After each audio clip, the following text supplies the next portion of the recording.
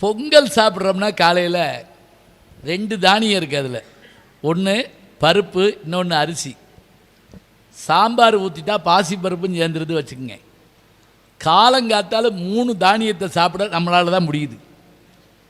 சும்மா உருட்டி உருட்டி எரியப்படாது மேல் நோக்கி.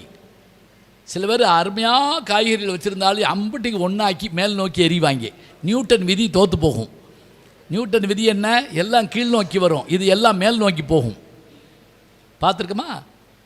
அப்போ அந்த உணவுங்கிற விஷயத்தில் நாம் என்னென்ன பொருள்களை பயன்படுத்துகிறோம்? மேல்நாட்டுக்காரர்களுக்கு உணவு வேறு, மருந்து வேறு. நமக்கு அப்படி இல்லைங்க, உணவே மருந்து. அதில் இஞ்சி இருக்குது, மிளகு இருக்குது. இந்த மிளகுக்காகத்தானங்க அத்தனை நாட்டுக்காரன்னு இங்கே ஓடியாந்தான். நினச்சி பாருங்க, நம்மளை வெள்ளைக்காரன் ஏன் ஆண்டான் தெரியுமா?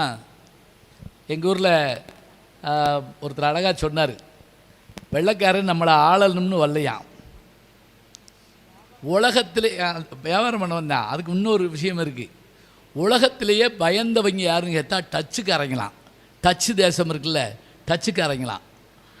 அவங்களே இந்தியாவை ஆள்றாங்கன்னு இங்கிலாந்துக்கார கேள்விப்பட்டிருக்கான். அப்போ நம்ம ஆளலாம்னு வந்திருக்காங்க. நம்மளை ஆளாதவங்களே கிடையாது. ஆனால் நம்ம ஆண்ட வம்சம்னு சொல்லி தர்றோம்.